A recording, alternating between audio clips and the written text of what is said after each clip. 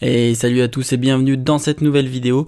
Aujourd'hui on va continuer la série que j'avais introduite sur StarCraft où le but était de pouvoir créer des agents à renforcement sur l'environnement StarCraft. Donc il y avait plusieurs levels et donc là le but aujourd'hui ça va être que je vous montre comment est-ce qu'on peut résoudre le premier level avec toutes les notions que j'ai données dans la série sur l'apprentissage par renforcement. Donc sur la dernière vidéo de la série sur l'apprentissage par renforcement, je vous avais présenté l'algorithme du Policy Gradient. Donc c'était un algorithme qu'on voyait qui était assez simple finalement dans son utilisation.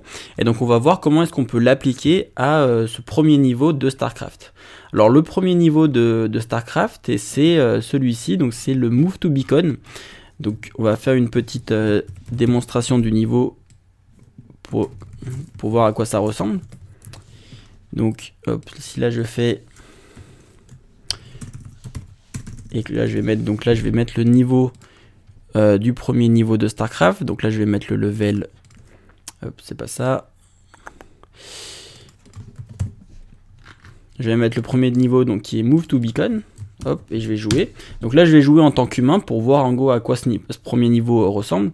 Donc le premier niveau est vraiment assez simple à jouer en tant qu'humain, il n'y a pas vraiment de complexité, mais on va voir que pour une IA, ça peut directement être un peu plus compliqué. Donc le premier niveau, c'est simplement je sélectionne mon agent, et une fois que j'ai sélectionné mon agent, en faisant un clic droit, je suis capable de pouvoir le déplacer sur la map. Et là, le but, pour pouvoir augmenter mon score, donc pour obtenir des récompenses, donc les récompenses, je vais les obtenir à chaque fois que j'arrive à bouger l'agent en fait au niveau du petit beacon qui est là et lumineux.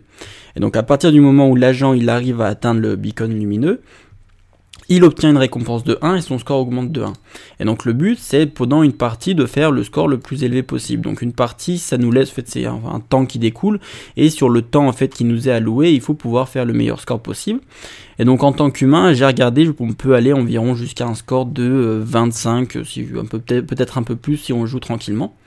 Et donc là, l'algorithme que j'ai lancé sur cet environnement-là, du coup, qui est l'algorithme du Policy Gradient, il est capable d'obtenir un score qui est environ, ça dépend des parties, mais qui tourne autour d'entre 15 et 20. Donc ce qui est pas trop mal, l'algorithme n'est pas énormément complexe, donc c'est plutôt bien comme résultat. Donc voilà, on va voir comment résoudre cet environnement-là, du coup, en utilisant du renforcement. Donc pour pouvoir commencer, je vais pas directement vous montrer l'algorithme sur cet environnement-là. Ce que je vais faire, c'est que je vais, pour commencer, vous le montrer sur une grille. Et donc c'est un environnement qui sera super simple. C'est un agent qui est sur une grille et son but c'est de pouvoir se déplacer à un objectif qui est quelque part sur la map. Et il y a certaines cases sur la grille qui amènent à une récompense négative. Et le but là, c'est que je vous le montre sur la grille, c'est qu'on puisse se concentrer vraiment sur un environnement simple pour voir l'algorithme, comment il fonctionne sur cet environnement simple. D'ailleurs, c'est ce que je vous conseille de faire en général quand vous avez un algorithme complexe à mettre en place. Essayez d'abord de le mettre en place sur un environnement simple pour pouvoir être sûr que ça fonctionne déjà sur l'environnement simple. Et une fois que ça marche sur l'environnement simple, essayez de mettre cet algorithme là sur un environnement plus complexe. Donc c'est ce qu'on va faire directement. Donc là l'algorithme, enfin du coup l'environnement simple que je vais faire, ça va être du coup un script qui s'appelle Policy Gradient. Donc ce script vous pourrez le retrouver sur le dépôt AI Hub. Donc je mettrai le lien dans la description, dans la partie RL. Vous irez sur Policy Gradient et vous pourrez retrouver ce script là. Donc si je lance ce script là, ce que j'obtiens en fait c'est donc là ce que j'ai fait c'est que pour le moment j'ai initialisé ici j'ai affiché la map de l'environnement et donc la map elle est vraiment super simple, c'est un agent qui est ici, donc la position A, et qui peut prendre des actions gauche, droite, en haut, en bas, et pour pouvoir se déplacer à la target, donc à l'objectif qui est le T ici. Et si il va sur les cases 0 qu'il y a ici, il prend une récompense de -1. Et quand il prend une récompense de -1, l'environnement est réinitialisé, tout comme lorsqu'il obtient la target, l'environnement est réinitialisé. Donc par exemple, si je fais grid.step et que je mets l'action 0, ce qui va se passer, alors je sais plus exactement quelle est l'action 0, donc là il va pas bouger. Par contre si je mets, là je vais afficher du coup la map une fois que j'ai bougé. Donc là 0 je sais plus quelle action c'est, donc si c'est donc là voilà il est allé, du coup l'action 0 c'était aller vers le haut. L'action 3 je crois que c'est d'aller vers le bas, donc j'ai fait la map circulaire, donc s'il va vers le bas il va directement apparaître en haut, donc la map est circulaire, donc voilà ça se passe comme ça. Et donc voilà, je peux interagir avec mon environnement assez facilement en fait en faisant ça, et du coup à chaque fois que j'appelle mon environnement step, j'obtiens un nouvel état une récompense et j'obtiens ce que l'environnement est terminé. Donc il se termine quand j'obtiens une récompense négative ou une récompense positive. Donc l'environnement dans le code, je l'ai défini ici. Donc là, je vais pas forcément passer, je vais pas décrire forcément cette partie-là du code parce qu'elle est pas très intéressante. C'est une partie qui est assez simple, c'est un environnement qui nous permet de pouvoir faire bouger l'agent à l'intérieur et de nous donner des récompenses s'il y a besoin. Donc je vais pas forcément m'attarder sur cette partie.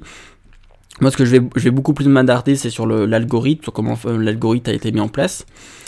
Donc là, ce que je fais, c'est que ici, j'initialise l'algorithme. Donc on va aller voir dans la classe qu'est-ce qui a été mis. J'initialise l'algorithme en disant que j'ai un input donc qui est 7. Donc l'input space, pourquoi c'est 7 parce qu'en fait ici, c'est simple, c'est du coup une grille de 7 par 7. Donc ça, c'est pour ça que j'ai mis 7 par 7 ici. Ensuite, ici, je mets l'action space, donc c'est le nombre d'actions que je peux prendre dans cet environnement. Donc là, c'est 4 parce qu'il y a droite, gauche, en haut, en bas. Je lui indique le learning rate à utiliser pour pouvoir modifier du coup ma policy. Donc ça, c'est au moment où on va essayer de maximiser la fonction que j'avais mis ici dans la vidéo précédente où je parlais de l'algorithme de policy gradient. On veut maximiser cette fonction. Donc là, ça va être le learning rate qu'on va utiliser pour pouvoir maximiser cette fonction.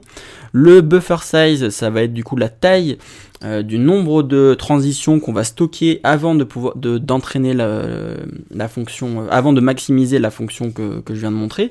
Et là on met un seed pour de la reproductibilité. Donc là ce que je fais, c'est simplement je compile le modèle, donc on ira voir exactement qu'est-ce qui se passe dans le compile. Je crée ma session avec TensorFlow, j'initialise toutes mes variables et là je set la session dans ma classe tout simplement.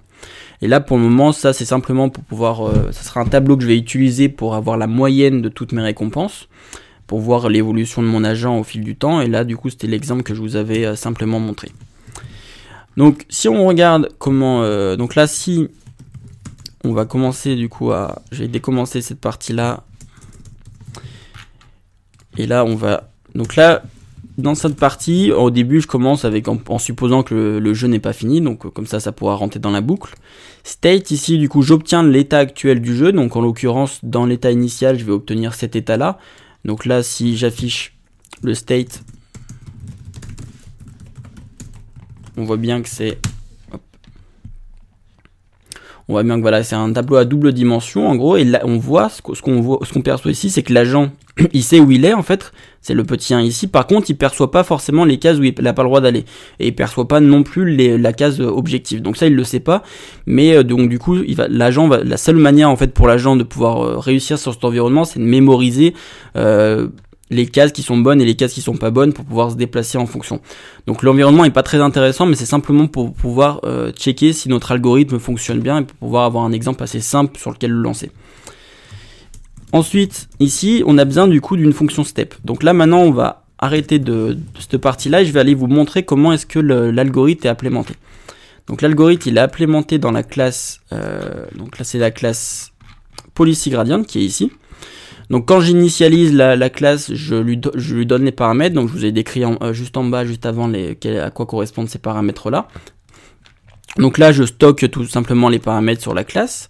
Ici, j'initialise un buffer. Donc le buffer, ça va simplement me permettre de pouvoir mettre toutes les transitions à l'intérieur. Donc les transitions, je rappelle, c'est l'état dans lequel je me trouve, l'action que j'ai prise quand j'étais dans cet état-là, le nouvel état dans lequel je me suis retrouvé après avoir pris cette action-là, et la récompense que j'ai eue lorsque j'ai pris telle action et que j'étais dans tel état. Donc la transition, il y a en gros 4 valeurs. Donc ça, le buffer ici, qui est ici, c'est une classe qui va me permettre de pouvoir stocker mes transitions à l'intérieur. Ensuite ici, je stocke le learning rate. Là, c'est la session de TensorFlow que j'utiliserai après, qui sera set plus tard dans cette classe. Et là, ce sera du coup pour le random seed, c'est pour pouvoir avoir à chaque fois qu'on lance une expérience, avoir la même expérience, on utilise un seed. Donc là, le compile du modèle, c'est là où je vais créer du coup mon modèle. Donc elle est assez simple en fait. Donc on a une première chose qui est, donc on récupère les inputs. Donc ici, si on va voir la fonction input qui est ici, tout ce qu'elle fait, c'est qu'elle crée un placeholder avec TensorFlow. Donc un placeholder, c'est pour pouvoir obtenir des données avec TensorFlow. Et donc là, on met en fait une shape, donc une shape qui est de autant qu'on veut de map underscore space, et ici map underscore space, c'est du 7 par 7. Donc en gros là on dit qu'on en prend autant qu'on veut de 7 par 7 parce que la net gris c'est une 7 par 7. Ensuite, on a un placeholder par rapport à l'action qu'on avait prise. Donc ça, c'est pour pouvoir dire à notre graph TensorFlow qu'on avait pris telle action quand on était dans tel état. Donc pour ça, TFA ici, en fait, il y en a autant qu'on veut. Ça va être simplement une valeur qui sera 0, 1, 2 ou 3. Et enfin, on a l'avantage. Et donc l'avantage, ça va être du coup dans la formule que je vous avais présentée la semaine dernière. L'avantage ici, c'est du coup, est-ce que l'action qu'on avait prise quand on était dans tel état, donc l'action A quand on était dans tel état, est-ce que c'était une bonne action ou est-ce que c'était une mauvaise action? Et en fait, en fonction de ça, on pourra augmenter ou diminuer la probabilité de cette action-là. Donc ici, du coup, ça va être pour pouvoir récupérer l'avantage dans le graphe. Et du coup, cette fonction-là retourne tout simplement ces trois valeurs-là et qu'on récupère ici dans notre classe. Ensuite, ce qu'on fait, c'est qu'on va ici définir donc là c'est fullyconv, donc du coup c'est pas vraiment fullyconv qu'on utilise, c'est pas un réseau à convolution, c'est un MLP, donc mais ça change pas grand chose. Voilà, c'est juste le nom là qui aurait pu, je vais changer direct, je vais mettre MLP et du coup fullyconv, et là je vais mettre MLP. Voilà, donc ça c'est la seule chose à changer. Donc là du coup, ce que ça va faire, c'est que ça va du coup créer un layer. En fait, du coup ici je vais créer deux layers pour le coup, où le but ça va être du coup de prendre les inputs et donc de mettre un layer, puis un deuxième layer, puis à la fin. Donc là je mets qu'un seul hidden layer en fait. Donc je vais en premier. Ce que je vais faire, c'est que donc là en premier je vais flatten en gros toutes mes valeurs. Donc là il y en a 7 par 7. Donc du coup, ce que je vais faire, c'est que je vais flatten pour avoir simplement en gros 49 valeurs qui se suivent. Ensuite, une fois que je les flatten, j'ai donc un vecteur qui représente tout mon état, donc qui est à ce moment-là. Ensuite, ici, je vais appliquer un hidden layer. Donc là, je vais mettre 256 neurones. Et donc, ça va s'appliquer sur mon flatten et avec une activation par ReLU. Et enfin, ce que je vais faire, c'est que je vais appliquer un dernier layer, qui ici n'est pas vraiment un layer, c'est juste un neurone, enfin une série de neurones en sortie. Donc il y en a combien? Il y en a 4. Il y a 4 neurones pour chacune des actions possibles, donc action space. Donc ici, action space vaut 4. Et il n'y a pas d'activation. Il n'y a pas d'activation, parce que l'activation, normalement, je vais la mettre juste après. Hop. Je vais la mettre en fait à ce niveau là. En fait pour le moment du coup on met pas l'activation à ce niveau là, on met simplement le fait qu'on veut du coup 4 valeurs linéaires en sortie pour chacune des actions qu'on va prendre, donc tflayer.dance. Et enfin le softmax en fait c'est à ce moment là qu'on va le mettre. Si on remarque en fait ici dans cette formule, dans la formule que j'avais mis la semaine dernière, on prenait pas la probabilité, on prenait le log de la probabilité. Donc du coup plutôt que de mettre un softmax en fait à ce niveau-là, en fait là directement j'ai mis le log du softmax. En fait j'ai mis donc le log de la probabilité de chacune des valeurs. Donc c'est pour ça qu'ici j'ai pas besoin de mettre activation softmax, parce que juste à ce moment-là en fait je fais déjà le log du softmax, donc je fais l'opération, les deux opérations directement. Donc ici ce que j'obtiens dans cette opération là, c'est le log de chacune des probabilités de prendre telle action. Ensuite, ce que je vais faire, c'est que je vais prendre du coup, je vais avoir du coup une distribution de probabilité entre mes fonctions. Je vais par exemple avoir, une action qui est bonne à une probabilité de 0,25, une autre qui est bonne à une probabilité de 0,25, hop, une autre comme ça et une autre comme ça. Et donc du coup là, ce que je vais faire, je vais prendre donc multimonial. En fait, je vais sélectionner en fait de manière aléatoire, enfin suivant cette distribution là, mes actions dans cette distribution de probabilité là. Donc là, en l'occurrence, je vais sélectionner toutes les actions de manière aléatoire, enfin uniformément aléatoire. S'il y a une action qui était plus probable que d'autres, qu'une autre, donc mettons que celle-ci était à 0,7 et les autres toutes à 0,1, bah, ce qui serait passé,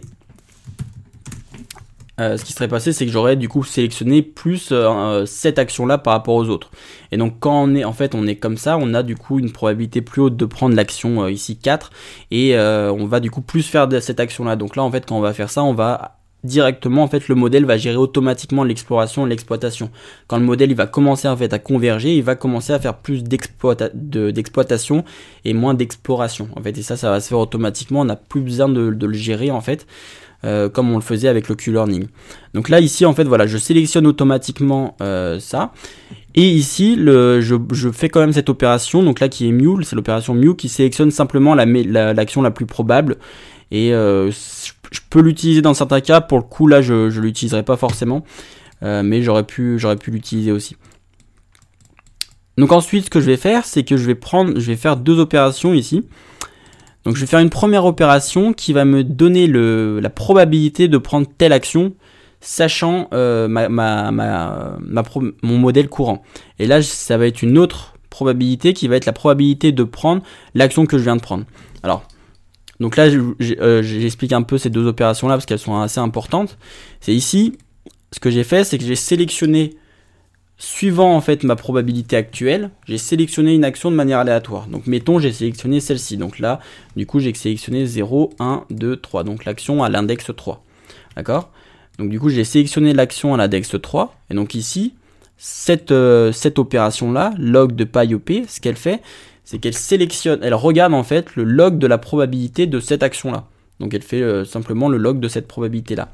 Ensuite, j'ai une autre opération qui est quasiment similaire. La seule différence avec cette opération-là, c'est qu'elle ne se base pas sur l'action qui vient d'être prise, mais sur l'action qui avait été prise. Donc c'est par exemple, si je veux savoir quel est le log de la probabilité de cette action-là, même si c'est pas celle-ci qui a, sachant le modèle actuel serait généré, je pourrais, grâce à cette opération, en passant à mon modèle, en gros le TFA qu'on avait défini plus haut, ici on avait défini l'input TFA, en passant à mon modèle le TFA, je vais pouvoir savoir quel est le log de cette action-là en particulier. Et du coup, je vais pouvoir avoir un sélecteur pour pouvoir sélectionner telle probabilité. Et non pas l'action qui est générée par le modèle par le modèle actuellement. Et donc ça va être important en fait à ce moment-là, quand on va vouloir le log de la probabilité de telle action. En fait, au moment où on va entraîner le modèle, l'action générée par juste le modèle sera pas forcément la même action qui avait été générée au moment où on avait stocké les transitions. Et donc c'est pour ça qu'on a besoin de pouvoir dire explicitement au modèle, je veux le log de telle action. Et du coup, et donc là, la manière de lui dire je veux le log de telle action, c'est de pouvoir lui donner le fait qu'on veut cette action-là, et ici de faire cette opération-là qui se base sur l'action qu'on veut effectivement pour obtenir le log de telle action. Voilà. Donc du coup, grâce à ça, j'obtiens le log de l'action actuelle qui a été sélectionnée ou le log d'une action que j'ai sélectionnée moi-même. Et donc ensuite, du coup, cette fonction-là, donc MLP, Multilayer Perceptron, retourne du coup le mu, qui est du coup l'action sans exploration, l'action avec exploration, et le log du coup des actions comme je viens d'expliquer. Donc ça, c'est la partie MLP. Hop.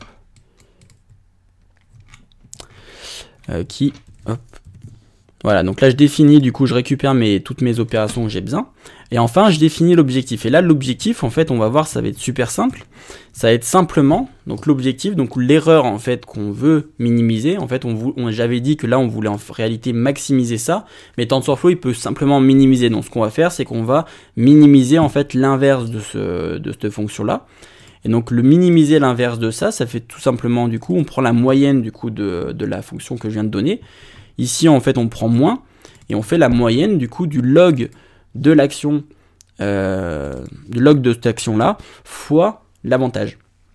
Donc voilà, c'est le log de la probabilité de l'action qui avait été prise quand on a stocké la transition fois l'avantage, et du coup fois l'avantage qui sera soit positif soit négatif pour savoir si c'est une bonne action qu'on est en train de prendre ou si c'était une mauvaise action. Et dans ce cas-là, ça va du coup augmenter la probabilité ou diminuer la probabilité comme j'avais expliqué.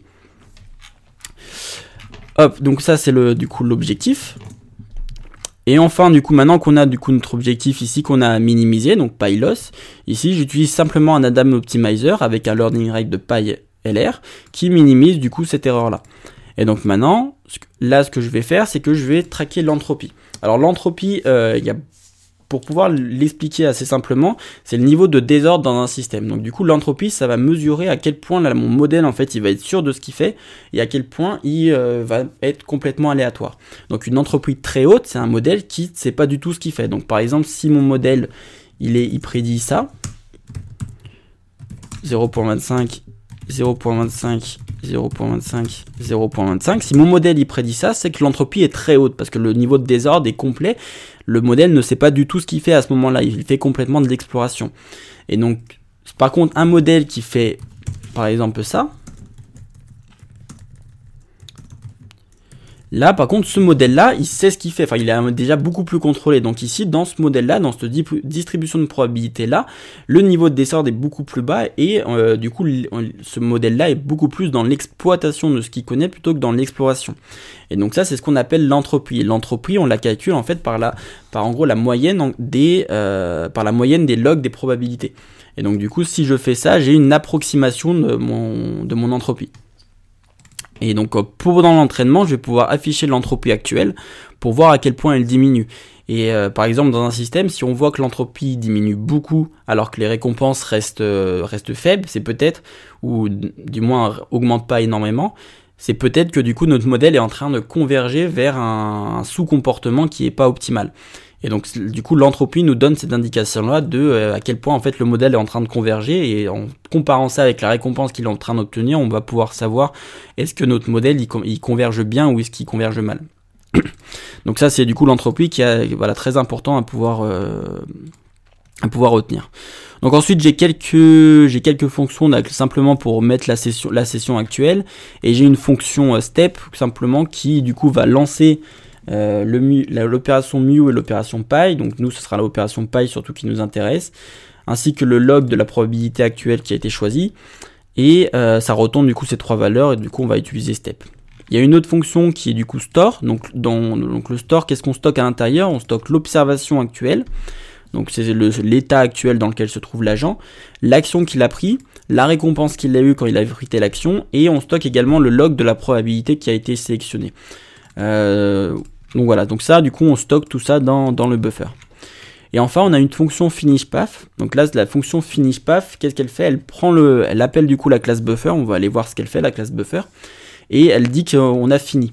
Et donc en fait c'est important cette partie, est-ce qu'on a fini? Parce que si vous vous rappelez du slide de la semaine dernière, on faisait une première transition, donc là c'était une transition, deuxième transition, troisième transition, là on avait fini du coup dans cet environnement, et du coup on réinitialisait l'agent, et enfin on commençait une nouvelle transition. Et donc là en fait il faudrait, pour pouvoir savoir qu'on a fini ce premier épisode, il faut du coup qu'on dise à notre buffer, c'est bon, là on a fini un épisode, pour pouvoir en commencer un autre. Là, donc ce système en gros où on sépare du coup ces épisodes là, il faut pouvoir le dire à notre buffer, et donc c'est pour ça que j'appelle la méthode finishPath.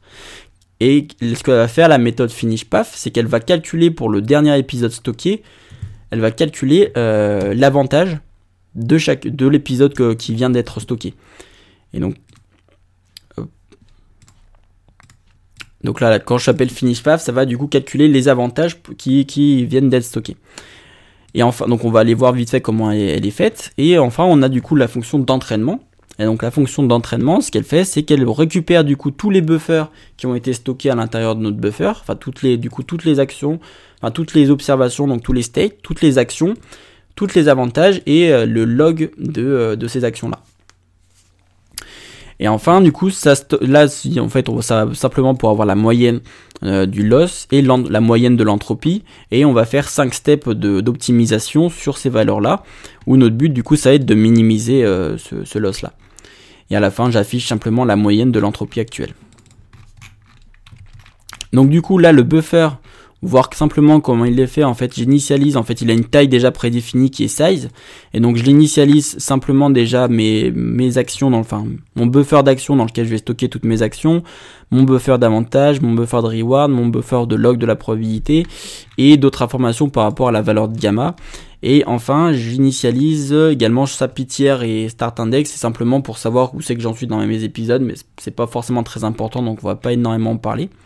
Ça, discount comme sum, ça fait en fait ça prend un vecteur x qui est du coup un vecteur de récompense, c'est-à-dire dans mon épisode j'ai eu telle récompense, ensuite telle récompense. Par exemple dans le slide ici, par exemple, ça serait j'ai un vecteur avec la récompense 0, ensuite j'ai eu la récompense 0, et ensuite j'ai eu la récompense 1.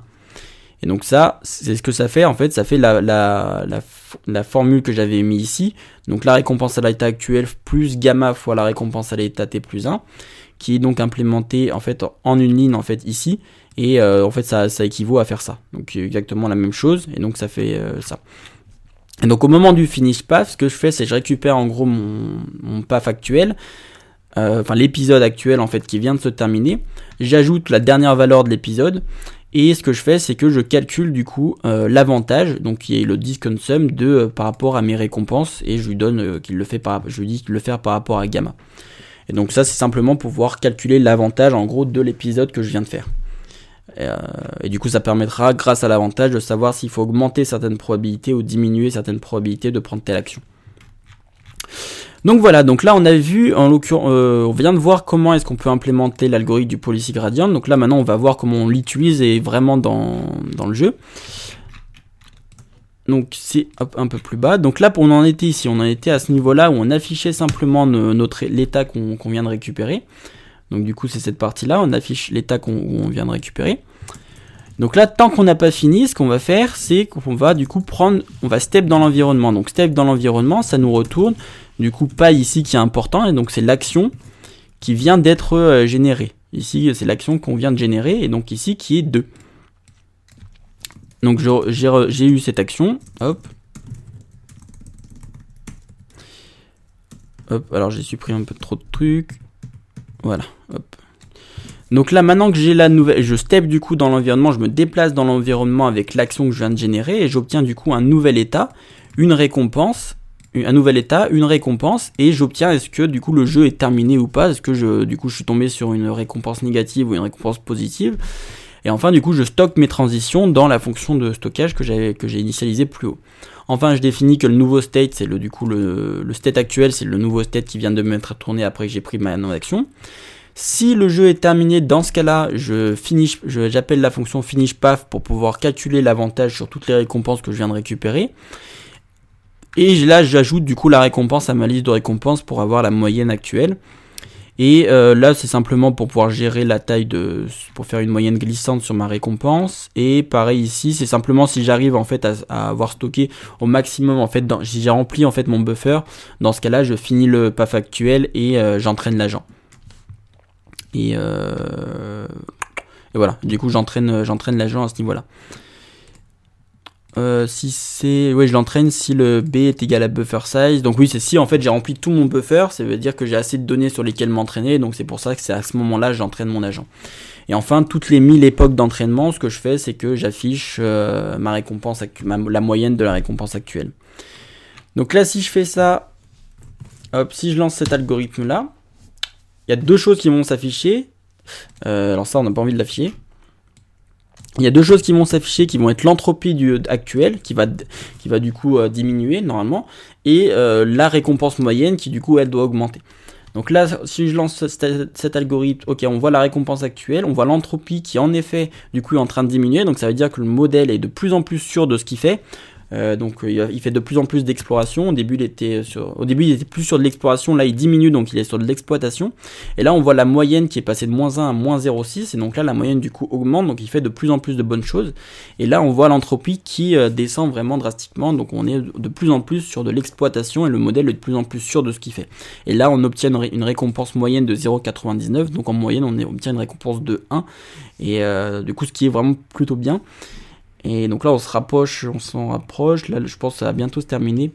Je sais plus j'ai combien d'époques j'ai mis exactement, mais là on a déjà résolu l'environnement. Et donc là, ce que j'ai fait juste à la fin, c'est une petite phase de test où on peut voir l'agent se déplacer en fait en suivant la policy, donc la politique qu'il vient d'apprendre. Et donc tout ce que ça fait, c'est que ça récupère du coup le paille et ça se déplace en fait en fonction. Et du coup voilà, je vais le relancer. Et juste après, du coup, une fois que j'ai relancé ça, je vais lancer simplement en fait, je vais faire en sorte que l'agence se déplace en fait dans la grille avec ce qu'il vient d'apprendre, et comme ça on va pouvoir voir le résultat de ce qu'il a appris directement en live ici dans le terminal. Et voilà. Donc du coup, grâce à ça, donc là maintenant on va après bouger. Je vais vous montrer comment on peut utiliser cet algorithme sur StarCraft. Et donc là, l'algorithme tel que je viens de vous montrer, la classe ici. Que j'ai mis en place, donc pas GridWord c'était simplement pour tester, mais la classe que j'ai mis en place ici, Policy Gradient et Buffer, c'est exactement les mêmes, quasiment les mêmes, parce que j'ai juste mis plus de log dans celle de StarCraft, mais sinon sur le fonctionnement de TensorFlow, sur la mise en place du graphe, c'est exactement la même chose. Elle va être limite copier-coller dans StarCraft, et je vais directement la mettre en place sur StarCraft. Donc là, on va bientôt terminer, comme ça on va voir simplement l'agent se déplacer pour confirmer qu'il va bien à la target. Donc là il se déplace, hop, il va à gauche, il va en haut, il va à gauche, il va à gauche, il va en haut, et il obtient la récompense de la target. Donc là on peut le laisser tourner. Et donc là voilà, cet environnement est résolu. Donc ça c'est vraiment une bonne chose à faire de votre côté, c'est quand vous avez, lorsque vous avez un algorithme comme ça compliqué à implémenter, testez-le d'abord sur des environnements super simples comme ça pour pas avoir plein de problèmes. En fait, il peut y avoir des problèmes qui viennent de votre environnement, d'autres qui viennent de votre non pas de votre environnement mais de votre algorithme. Donc du coup, pour être sûr, pouvoir isoler en fait les cas et les débugger petit à petit, commencer en fait comme ça sur des environnements simples. Donc maintenant, ce qu'on va faire, c'est qu'on va regarder comment. Donc là, en fait, maintenant, je vais me déplacer d'un dépôt. Donc j'ai un autre dépôt ici. Donc là, je vous avais créé cet algorithme-là que j'ai montré dans iHub. Et là, donc j'ai un autre dépôt qui est dans StarCraft Reinforcement Learning. Donc sur mon dépôt, n'hésitez pas à mettre une petite étoile si le dépôt vous a aidé. Où j'ai mis en place ce script donc qui est beacon.py et qui du coup lance un entraînement. Et une fois que l'entraînement est terminé, ça va sauvegarder en fait pendant l'entraînement le modèle dans un dossier qui s'appelle logger. Et le modèle s'appelle SimpleSafe pour le moment. Et une fois que mon modèle s'est sauvegardé et qu'il s'est bien entraîné, on peut le charger en fait en mettant --modèle SimpleSave. Et là en fait le --replay permet de sauvegarder en fait un replay pour pouvoir regarder après coup ce que l'agent a fait avec l'interface graphique. Et une fois que le modèle est sauvegardé, ce que je peux faire, c'est que je peux visualiser un replay en faisant ça et en rajoutant ici le path vers le replay que je veux visualiser. Donc on va aller regarder du coup beacon.py comment il fonctionne. Alors donc là je vais fermer iHub ici. Ici je vais pouvoir me déplacer dans RL StarCraft. Donc là je suis dans le dépôt StarCraft Reinforcement Learning.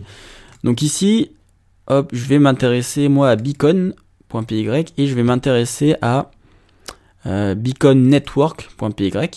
Et donc beacon network, je vous ai pas menti que c'est exactement la même chose, c'est le buffer qui était dans l'autre classe. Et Policy Gradient, donc c'est exactement la même classe et qui prend les mêmes paramètres, simplement qui a un tout petit peu plus. En fait, j'utilise ici un logger pour pouvoir sauvegarder le modèle, mais à part des petites subtilités comme ça, il y a vraiment pas grand chose qui change. Ici pour le train, j'affiche les logs de manière un peu plus correcte, mais à part ça, il y a rien qui change. C'est exactement le même code que j'ai présenté jusqu'à présent.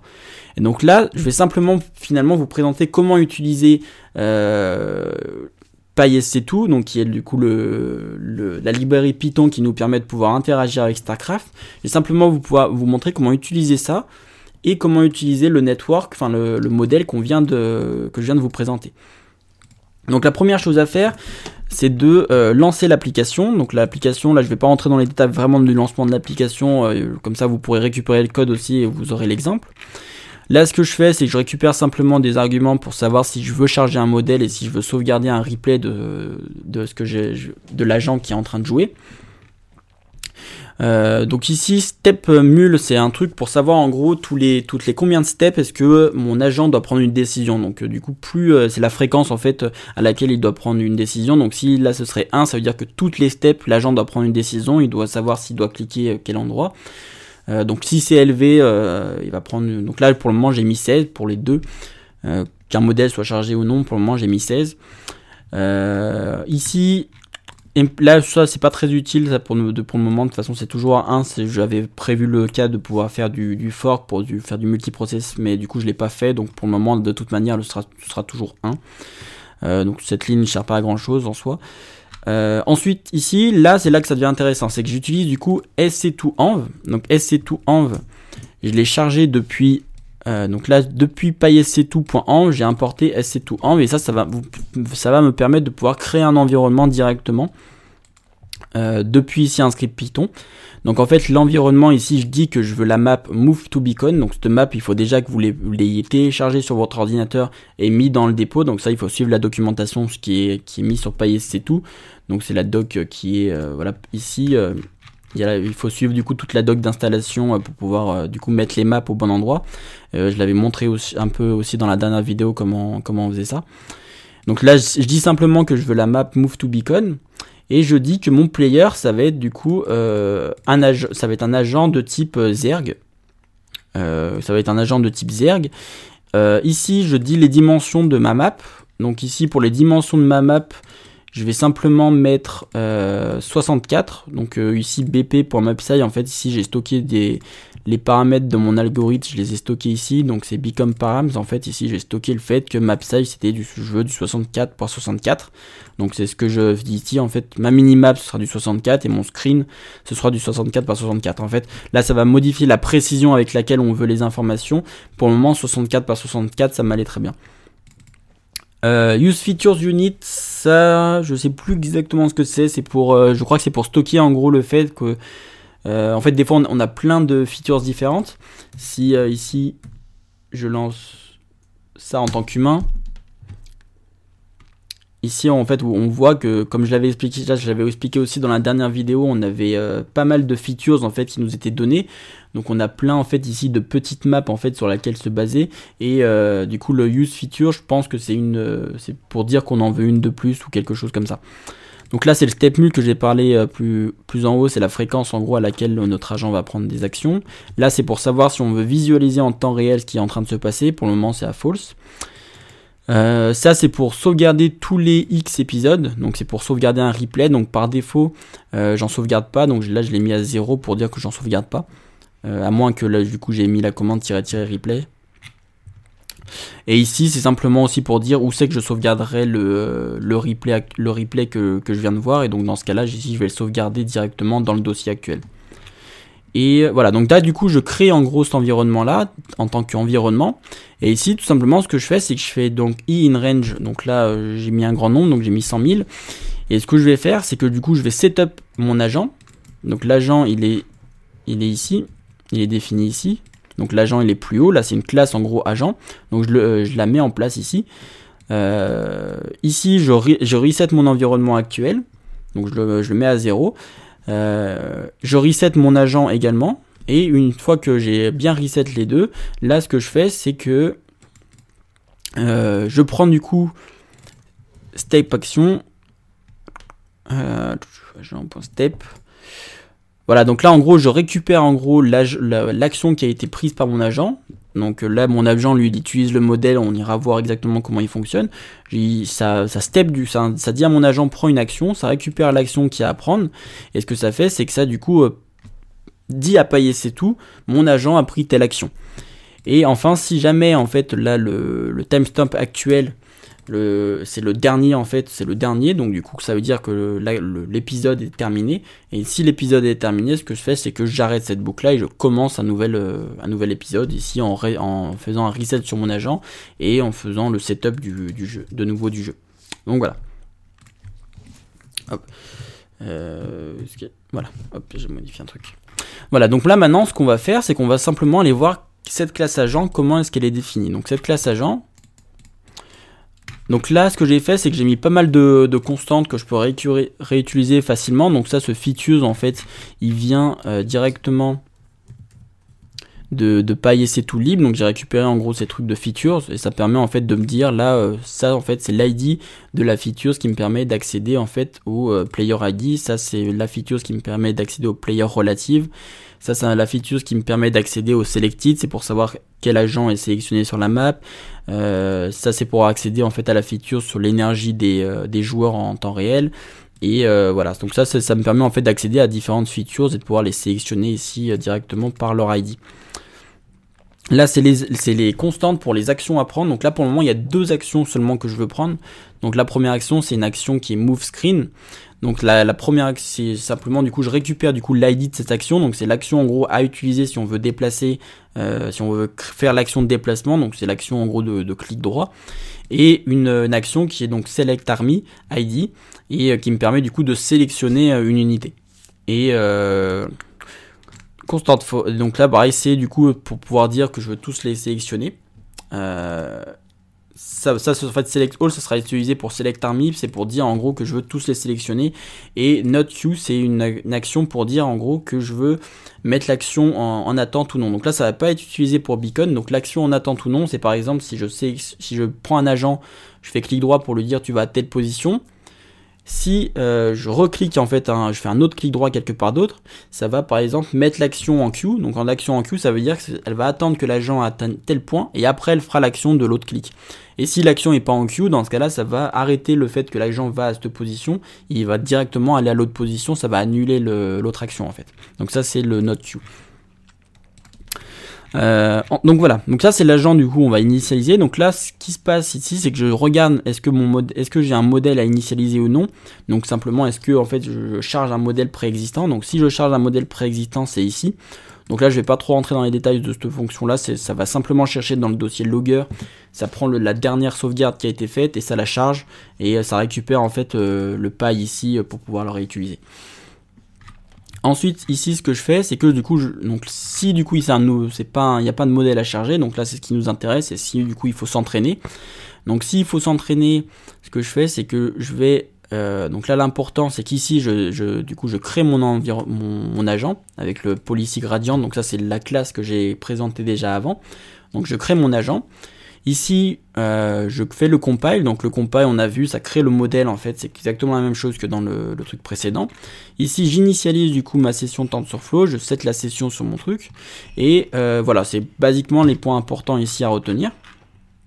Et ensuite, ici, ce qui se passe, donc on va aller voir dans la fonction step ce qui se passe. Donc la fonction step, elle est assez simple, il y a deux cas possibles, soit il n'y a pas de modèle de charger. Alors, juste avant, le point important, c'est je regarde déjà si la fonction moveScreen, donc la fonction que j'avais définie son ID plus haut, elle est possible dans les actions actuelles. En fait, et si elle n'est pas possible, si elle n'est pas disponible, ça veut dire que j'ai pas d'agent sélectionné. En fait, je peux pas déplacer mon agent si j'ai pas d'agent sélectionné actuellement. Donc pour savoir si elle est disponible, je fais ça pour le savoir. Et si c'est pas disponible, dans ce cas-là, ma fonction step, elle retourne une fonction qui est donc le select army, et je sélectionne laquelle d'armée, je les sélectionne toutes. Donc ça veut dire que pour le moment, de toute façon, j'ai qu'un agent sur l'environnement, donc ça va simplement le sélectionner lui. Donc ça, c'est l'action où j'ai sélectionné mon agent. Donc voilà, et une fois que mon agent est sélectionné, pour le moment, en fait, je voulais pas que mon modèle il déduise automatiquement qu'il fallait sélectionner l'agent, donc je l'ai fait automatiquement. Une fois que mon action a été sélectionnée, là, ce que je vais faire, c'est que je vais lui dire, ok, donc il y a deux cas possibles, soit j'ai un modèle chargé, soit j'ai pas de modèle chargé. Donc si j'ai un modèle chargé, ça veut dire que j'ai récupéré un modèle. Donc là, tout ce que je vais faire, c'est que je vais récupérer ici. Donc ce que je fais ici, c'est que je récupère les features de mon screen. Donc là, pour le coup, je récupère le player relative. Donc je récupère tout simplement en fait les informations par rapport à mon agent actuel. Donc ça, c'est dans la doc pour voir exactement en gros ce que le player relative fait. Et ici, je récupère en fait l'action de mon agent. Et du coup, l'action, qu'est-ce que c'est? Donc là, ça va rentrer du coup particulier pour StarCraft, mon action, sachant que du coup j'ai un écran qui est de 64 par 64. En fait là je veux savoir où c'est que mon agent a cliqué. Et donc du coup il va avoir 4096 actions qui vont correspondre en fait à la position sur mon écran. Il y a 4096 possibilités en fait de clics et donc il va avoir je vais créer 4096 actions. Et donc là dans le truc de grille précédemment on avait seulement 4 actions, aller à droite, gauche, en haut ou en bas. Là je vais en avoir 4096 pour la position en fait où c'est que j'ai cliqué en fait sur ma map. Et donc ça fait tout simplement, en fait, depuis le modèle qui est déjà sauvegardé, ça récupère le fait que, où c'est qu'en fait que je veux cliquer. Et une fois que j'ai récupéré l'endroit où je veux cliquer, ce que ces lignes font, c'est que ça transforme en fait le 4096, enfin la valeur qui est entre 4096 en une valeur en pixels, donc par exemple en 32, pour savoir que le clic c'est 32 en Y, 32 en X. Enfin voilà, c'est la position exacte en fait du truc qui est du coup récupérée ici. Ça transforme du coup en faisant du coup un modulo 64 et un divisé par 64 pour savoir quelle est la position x, y exacte. Et enfin je retourne l'action, et donc là l'action que je vais faire c'est move screen. Je vais préciser que l'action est not queue, donc ça veut dire not queue, ça veut dire que si je clique ailleurs, ça va directement modifier la position de l'agent actuel, enfin la direction où l'agent va, ça va directement modifier sa direction pour qu'il aille vers la nouvelle direction qui est donnée, donc c'est l'action est pas queue. Et je lui donne la position où il doit aller. Et donc généralement les actions dans StarCraft elles prennent toujours ce format là, c'est un function call. Donc action là c'est un truc que j'ai récupéré tout en haut de PySC2lib. Et donc ça prend l'action, ça fait le function call, ça met le type d'action à faire, ça dit est-ce que cette action-là, elle doit être Q ou est-ce qu'elle doit pas être Q, est-ce qu'elle doit être faite immédiatement, et si elle doit pas, et là, il y a les paramètres de la fonction qui a été sélectionnée. Et donc nous, on va utiliser, en fait, finalement, on utilise toujours qu'un move screen ou un select army dans le move beacon, puisque c'est les deux actions, en fait, dont on a besoin. Donc voilà, donc maintenant si on est donc là on était dans l'utilisation simple du modèle, et donc là si on est dans si on est simplement dans l'utilisation, enfin de l'entraînement pardon, on va appeler cette fonction moveScreen. Et donc cette fonction moveScreen elle est assez simple. Qu'est-ce qu'elle fait? En premier handle tuple, donc ça va être simplement pour stocker les observations en fait de l'agent. Elle récupère les features actuelles, donc elle récupère du coup les 64, une map de 64 par 64. Elle récupère, elle fait un agent.step, donc elle récupère ici le mute dont on va pas se servir, le pi et le log de la probabilité de pi de l'action qui a été sélectionnée. Et donc le pi encore ici, c'est du coup l'idée de l'action entre 0 et 4096. En fait, quand j'ai créé le modèle tout en haut, quand j'ai créé mon modèle ici, le Policy Gradient, je vous ai dit c'est exactement la même classe. Tout ce que j'ai fait ici, c'est qu'en input space, j'ai précisé map size, donc ici, map size c'est 64 par 64 au lieu de 7 par 7 dans l'exemple que j'ai montré avant. Action space ici, plutôt que 4 dans l'exemple d'avant. Ici, action space c'est 64 par 64, donc 4096 actions. Et ici, je précise du coup mon learning rec, la taille de mon buffer et le site qui va être utilisé. Et donc du coup ici, là, quand dans mon... Ici, donc quand je récupère du coup le step, donc mon pi, pareil, je le convertis pour avoir des coordonnées correctes. Et je du coup step dans mon environnement en utilisant cette position qui vient du coup de ma policy. Et donc là, je vais créer en fait un temple temporaire parce qu'en fait là du coup avec StarCraft c'est un peu spécial parce que j'obtiens pas la récompense de mon action directement, je l'obtiens en fait la prochaine fois que le modèle est appelé. Donc pour le moment j'ai pas ma récompense, donc mon tuple en fait j'ai l'état actuel, l'action que j'ai prise, le log de la probabilité de l'action que j'ai prise et une valeur qui est non parce que pour le moment j'ai pas de récompense.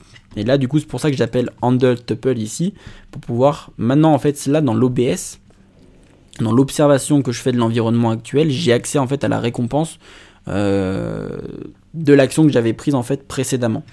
Et donc du coup, handle tuple, ce qu'il va faire, c'est qu'il va regarder le tuple que j'avais mis juste avant et il va aller compléter la valeur de la récompense qu'il y avait avant. Donc là, si on va voir handle tuple, ce qu'il fait en effet, c'est qu'il récupère du coup mon tuple d'avant et ici, il fait en sorte que la récompense, donc la current tuple, donc le 2, ça va être égal à l'objet de la récompense. En fait, ça va être -1 si la récompense était égale à 0 et sinon, ça va être 1.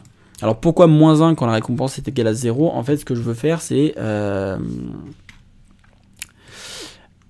En fait, je veux... Alors l'observation de la récompense quand elle est égale à 0, c'est parce que je veux faire en sorte qu'en fait, on n'ait pas envie de rester dans des états en fait, où la récompense est 0. En fait, on veut arriver le plus rapidement possible en fait, à la récompense qui est égale à 1. Et donc dans ce cas-là, si la récompense est égale à 0, je mets -1 en fait déjà comme récompense de base. Et sinon, du coup, je mets 1.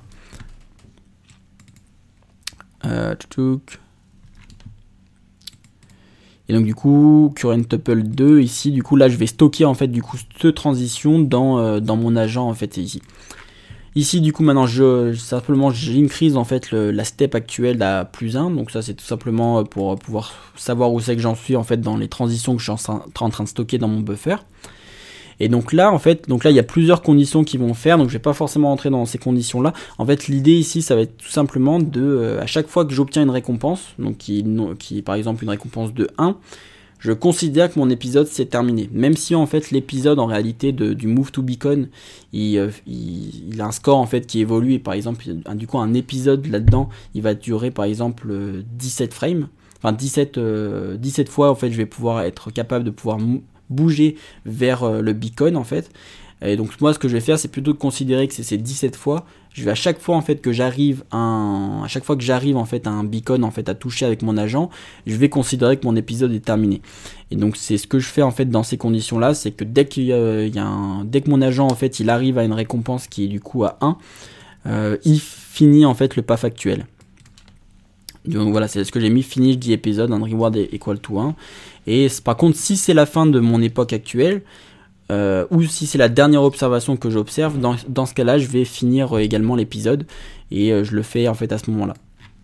Et du coup, et là en fait, du coup, maintenant que j'ai du coup fini l'épisode et que j'ai rempli toute ma mémoire, à ce moment-là, je vais entraîner. Et je vais faire l'entraînement, et dans ce cas-là, ça va du coup entraîner sur toutes les transitions que j'ai stockées, et le modèle va pouvoir s'entraîner comme ça sur toutes ces transitions, et ensuite vider la mémoire et repartir pour pouvoir s'entraîner sur des nouvelles transitions qui vont être stockées. Et là, ce que je fais, c'est que toutes les 300 époques, là, j'enregistre en fait mon modèle, et qui va s'enregistrer dans le dossier logger. Voilà, je pense que j'ai fait le tour des points importants. Voilà, j'ai fait le tour des points importants. Je pense que j'ai à peu près tout mis en place. Donc là, en gros, si vous voulez entraîner donc le modèle en utilisant le code actuel, c'est simplement PPO. Vous pouvez simplement faire du coup PPO network. Enfin, pas celui-ci, pardon. Vous pouvez simplement lancer beacon tout seul comme ça. Donc là, ça va lancer l'entraînement. Donc là, je vais pas forcément le faire parce que ça va peut-être écraser. Ouais, je peux le lancer quand même. Donc je vais le lancer, et en même temps, je vais faire en sorte qu'on puisse voir en fait l'entraînement tel qu'il se passe. Donc là, si je le relance, donc là j'ai mis le visualize true. Et donc là, on va pouvoir voir en fait l'entraînement en temps réel.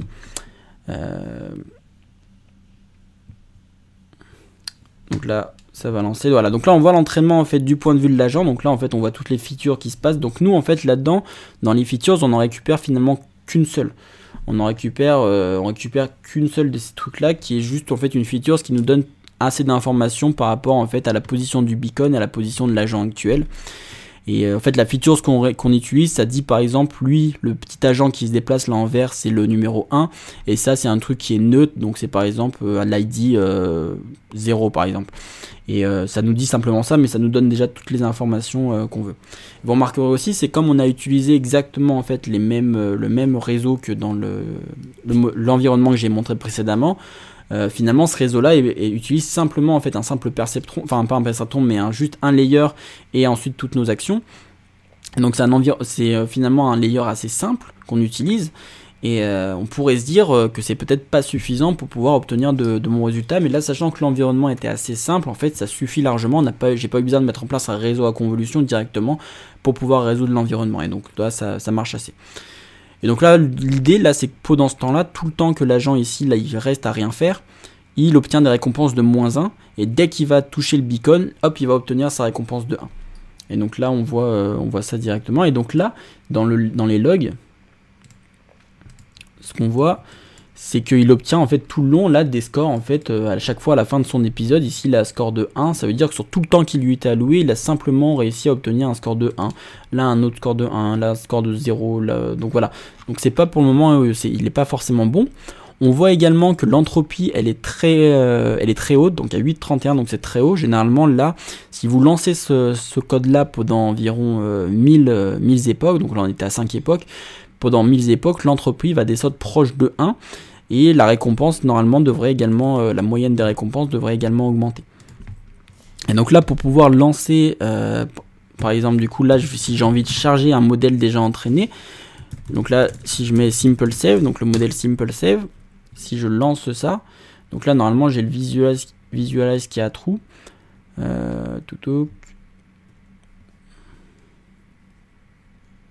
donc là si je lance ça, en fait on voit là, alors ça va peut-être un peu vite mais on verra plus tard.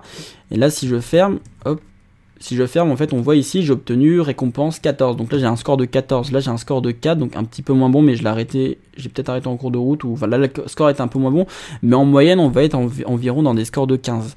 Et donc là par exemple tout à l'heure ce que j'ai fait, c'est que j'ai déjà lancé ça en fait, le modèle save, et j'ai mis hop, replay 1 pour pouvoir sauvegarder en fait ce que l'agent fait. Et du coup grâce à ça maintenant je peux aller visualiser ce que l'agent avait fait. Donc là il faut que je mette le chemin absolu, donc hop, ici je vais mettre le chemin absolu, hop, et du coup si je lance ça, là je vais pouvoir visualiser correctement en fait ce que l'agent fait une fois entraîné. Donc là c'est au bout environ de 1500 époques. Donc là on voit que l'agent est sélectionné déjà de base, hein, et après là l'IA arrive à cliquer en fait correctement à l'endroit pour pouvoir faire déplacer l'agent au bon endroit. Donc on voit que des fois il y a des petits à-coups, genre là par exemple elle a cliqué là à la place de là. Là, elle a cliqué ici. Là, c'est un peu bizarre. Là, en fait, elle continue de cliquer ici. Donc là, en fait, elle est dans un état où elle n'est pas forcément très sûre d'elle. Et du coup, ça mène à des trucs un peu aléatoires comme ça. Mais on voit que voilà, en globalité, le comportement est plutôt appréciable. C'est à peu près, il y a à peu près compris qu'il faut aller faire déplacer en fait l'agent dans ces petits beacons là. Donc elle le fait pas forcément très bien. On voit que des fois elle clique un peu à côté, mais finalement ça lui suffit parce que ça fait finalement passer l'agent dans le beacon et c'est ce qu'elle veut vraiment à la fin. Et elle n'a pas encore trouvé le comportement optimal qui serait de cliquer pile à l'intérieur, mais voilà, avec peut-être si on améliore un petit peu l'algo et qu'on laisse entraîner plus longtemps, on pourrait sûrement avoir un résultat proche d'un résultat parfait comme on jouerait en tant qu'humain. Voilà, donc si j'espère que cette vidéo du coup vous aura aidé à comprendre comment utiliser PySC2, comment du coup vous pouvez implémenter un environnement dessus, enfin un algorithme dessus, notamment sur le level 1. Donc n'hésitez pas du coup à aller sur le GitHub, récupérer le code et pouvoir le lancer sur votre côté, d'abord sur l'environnement simple pour bien comprendre comment ça fonctionne, et ensuite sur un environnement plus complexe tel que celui-ci, pour d'abord vous familiariser d'un côté avec PySC2, avec l'environnement StarCraft, et d'un autre côté vous familiariser avec l'algorithme, mettre tout ensemble. Donc voilà, n'hésitez pas, il y a aussi un Discord que vous pouvez rejoindre, sur lequel vous pouvez du coup visualiser, que vous pouvez aller poser des questions par rapport à PySC2 ou à d'autres questions sur l'intelligence artificielle. Le lien est dans la description. N'hésitez pas à liker cette vidéo si elle vous a plu et à vous abonner à la chaîne, et moi je vous dis à la prochaine.